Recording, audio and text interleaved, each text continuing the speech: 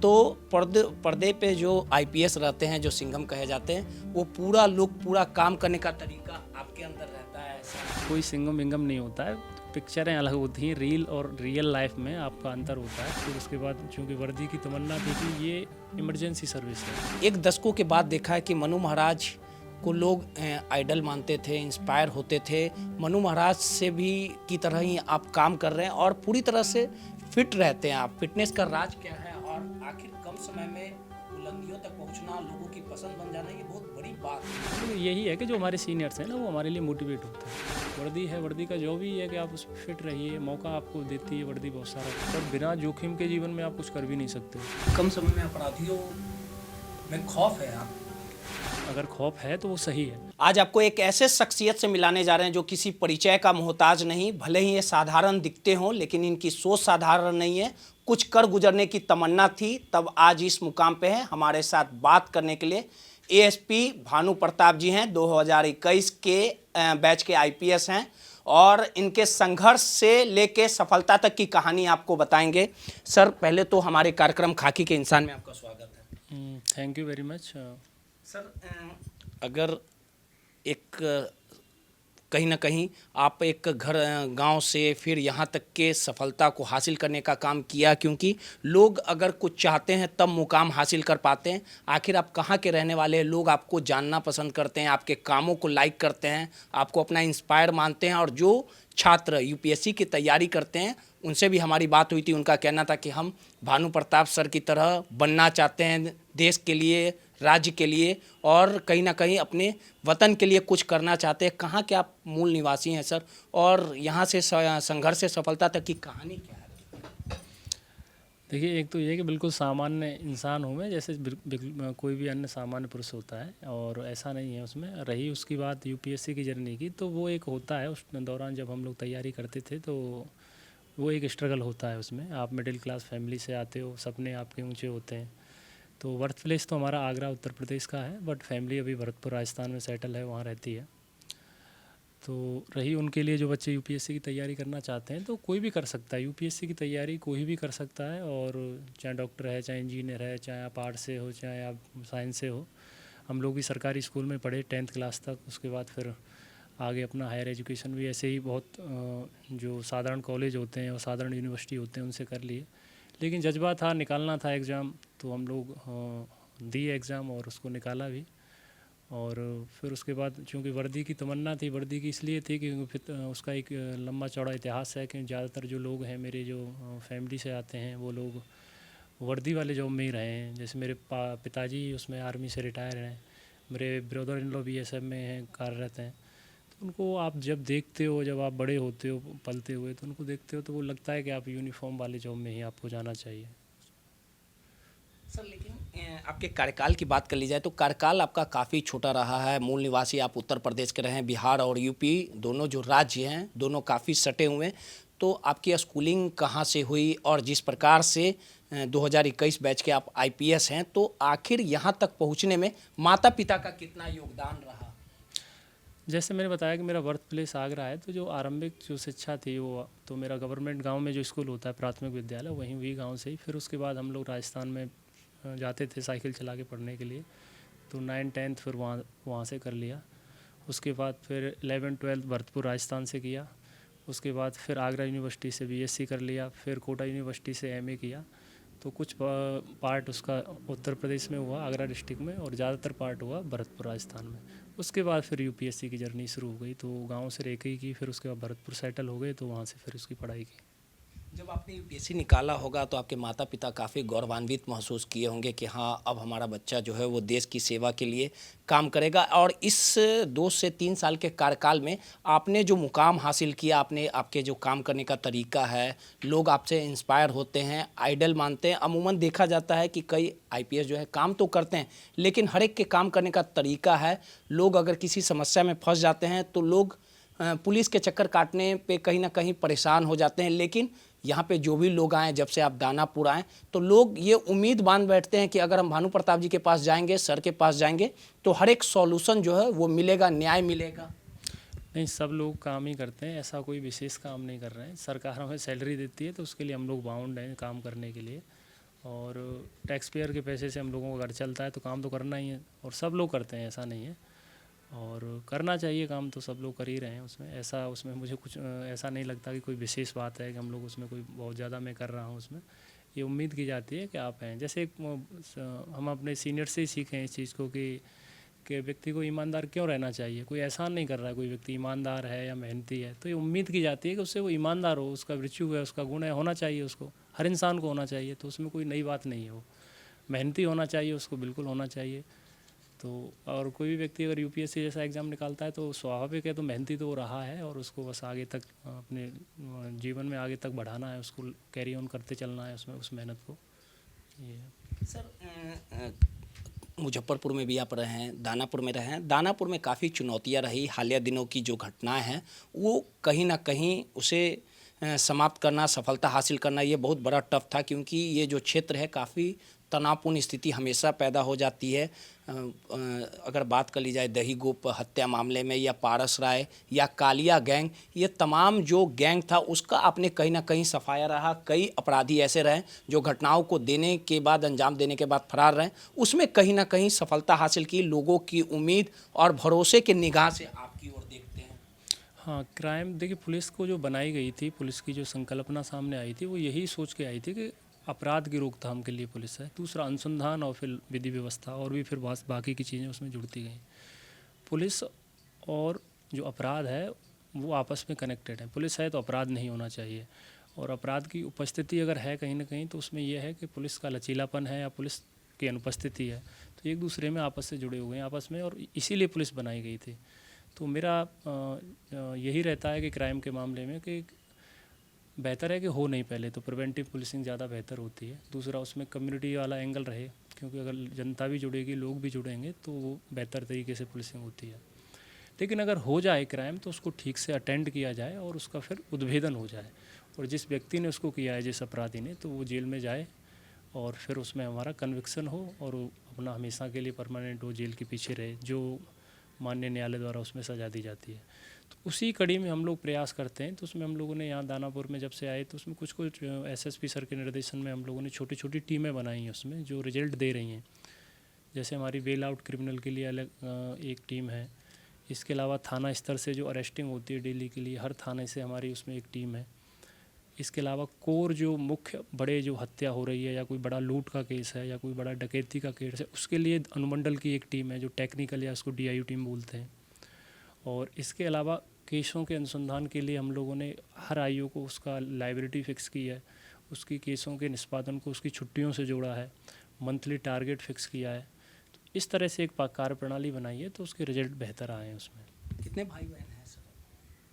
इसलिए वो पर्सनल है, उसमें तो बहुत ज़्यादा क्यों नहीं, मतलब नहीं बोलना चाहिए उन चीज़ों के लिए। आपकी चीज़ें सर, दर्शकों का सवाल है। अमूमन देखा जाता है कि फिल्मी पर्दों पर जो आईपीएस होते हैं वो काफ़ी स्मार्ट होते हैं, पर्सनालिटी होता है और उनका एक अलग लुक होता है, काम करने का तरीका अलग होता है।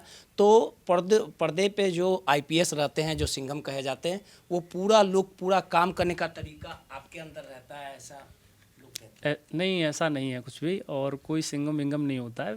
पिक्चरें अलग होती हैं, रील और रियल लाइफ में आपका अंतर होता है। पिक्चरों में आपको दिखाया जाता है वो पूर्णतः सत्य कदापि नहीं है और ना हो भी सकता है। पुलिस एक ऐसी संस्था है जिसको जनता के साथ और जनता के बीच में रह के काम करना है, उसको विधि व्यवस्था मेंटेन रखनी है, क्राइम उसको नहीं होने देना है, हो जाए तो उसका उद्भेदन करना है, केसों का अनुसंधान उसको करना है टाइमली। तो ये सारी चीज़ें हैं, तो वो बिल्कुल सामान्य रूप से की जाती हैं। उसमें सिंघम वाला ऐसा कुछ नहीं होता है उसमें। लेकिन लोग कहते तो नहीं, वो लोगों का नज़रिया है, पता नहीं मुझे कौन क्या कहता है, बट ये कि वो ऐसा नहीं होता है। उसमें एक सामान्य आपको अपनी ड्यूटी करनी है, और ऐसे जैसे बहुत सारी सर्विसें और भी हैं, ऐसे ही पुलिस भी एक सर्विस है। लेकिन अंतर इसमें इतना है कि ये आपकी विजिबिलिटी इसमें सबसे ज़्यादा होती है कि आप वर्दी पहने हुए होते हैं। जैसे हमारा जो हमारी टीम होती है, अगर उस टीम में जो व्यक्ति है, कांस्टेबल भी है, वो अगर कहीं चौराहे पर भी अपना ड्यूटी कर रहा है तो वो अलग से आपको दिखेगा उसमें, उसकी यूनिफॉर्म, उसकी फिटनेस, उसका टर्नआउट। तो उसमें उम्मीद की जाती है कि वो बेहतर तरीके से रहे उसमें। और अगर आप यूनिफॉर्म जॉब में नहीं है तो वो फिर आपको उतना नहीं दिख पाता है। तो इसलिए पुलिस की विजिबिलिटी है, तो इसलिए उसको थोड़ा सा ज़्यादा लोग उसको लेते हैं कि ये पुलिस वाला है। दूसरा क्या, अगर कोई मुसीबत में पड़ता है तो सबसे पहले उसके जेहन में जो चीज़ आती है वो पुलिस ही आती है। इवन चाहे वो पुलिस का काम नहीं हो, जैसे बिजली बिल अगर जमा नहीं हो रहा है कहीं पर भी, तो व्यक्ति जो प्रथम उसके लिए संपर्क बिंदु है तो वो थाना ही होता है। तो वो पहले वो थाने में आके बोलता है कि हमारे यहाँ ये बिजली है, हालांकि वो थाने का नहीं है, लेकिन थाने की भी जिम्मेदारी है कि उसको वो समन्वय करवा दे, उसका नंबर दे दे उस डिपार्टमेंट का उस व्यक्ति को। तो यही है 2 चीज़ें जो मैंने बताई इसमें, पुलिस में और बाकी के उसमें। एक तो इसमें विजिबिलिटी होती है, दूसरा क्या होता है कि ये इमरजेंसी सर्विस है। आप 12 बजे ये नहीं कह सकते हो कि मैं फ़ोन नहीं उठाऊंगा किसी का, या ये नहीं कह सकते हो कि मुझे नींद आ रही है। 3 बजे अगर सुबह क्राइम हो जाता है तो आपको जाना पड़ेगा, लॉ एंड ऑर्डर हो जाता है तो आपको जाना पड़ेगा, आपकी जिम्मेदारी है। बाकी की जो उसमें है कि जैसे कि कुछ ऐसा है कि आपका चल जाएगा कि आप 2 घंटे बाद भी जाओगे, लेकिन कहीं अगर दंगा हो गया तो आप ये नहीं कह सकते कि हम नहीं जाएंगे। तो इसलिए इसको एक उसके तौर पे देखा जाता है, पुलिस को भी आपातकालीन सेवा के तौर पर। जैसे एम्बुलेंस हो गया, आपका फायर हो गया, फायर वाला भी अपना जाएगा उसमें जब उसकी अगर कहीं आग लग जाती है। इसी तरह पुलिस है, अगर पुलिस से रिलेटेड कुछ होता है तो उसको जाना पड़ेगा। सर अगर भानु प्रताप सर आईपीएस नहीं होते तो क्या होता?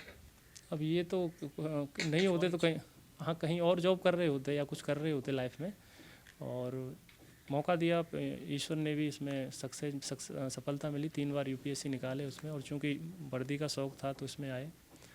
नहीं होते तो फिर उसके बाद तो हम लोगों ने कुछ सोचा नहीं था ऐसा कुछ, लेकिन कहीं जॉब कर ही रहे होते उसमें।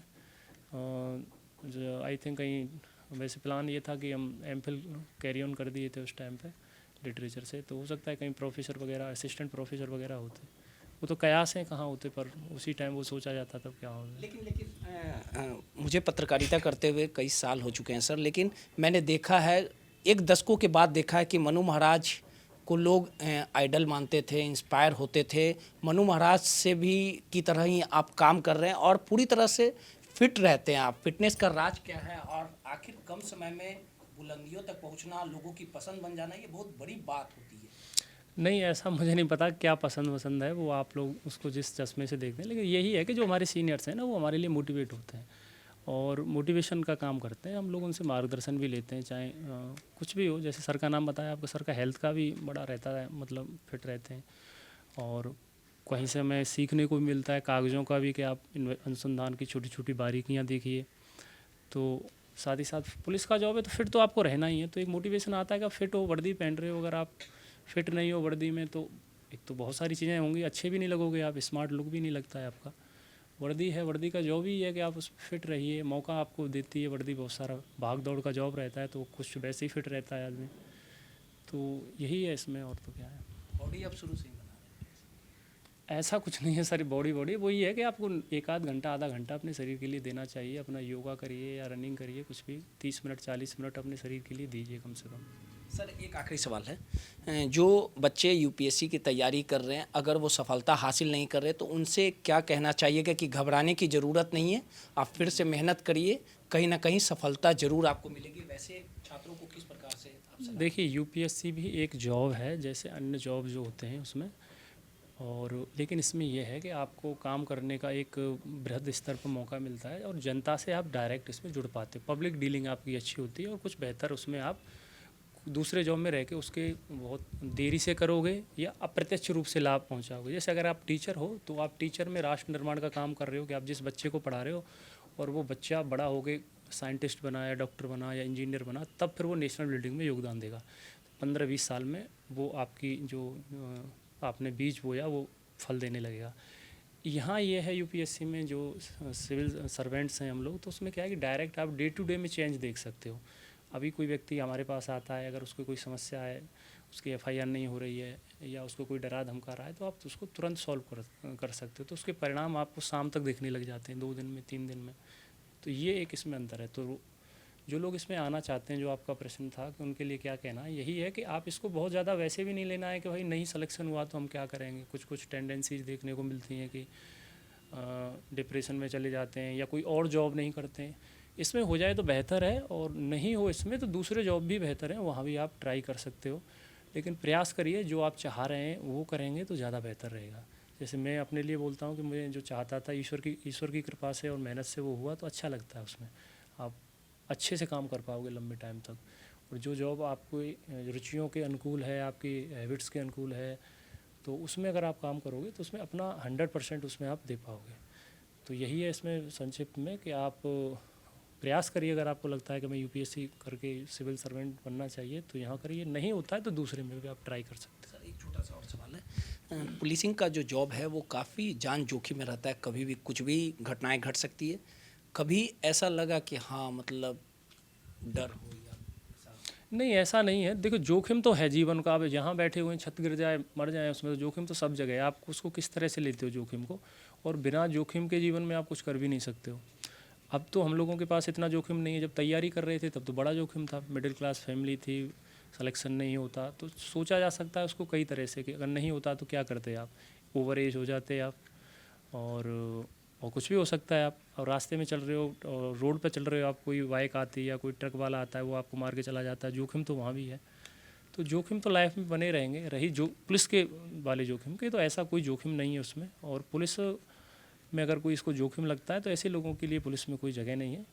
और पुलिस में आपको साहस और करेज का काम है, वो करना है, और वो सब आदमी के अंदर होता है, उसको निकाल के बाहर लाना है। डरना नहीं है उसमें। और जो लोग डरता है, अगर ऐसा सोचता है कोई, अगर मुझे नहीं पता, तो फिर उनकी कोई जगह नहीं है पुलिस डिपार्टमेंट में। काफ़ी कम समय में अपराधियों में खौफ है, आपके नाम से खौफ आ चुका है अपराधियों। वो पता नहीं, वो देखा जाएगा, वो तो आपका व्यू है उसमें। बट ये कि ठीक है, और अपराधी को डरना भी चाहिए। अगर खौफ है तो वो सही है।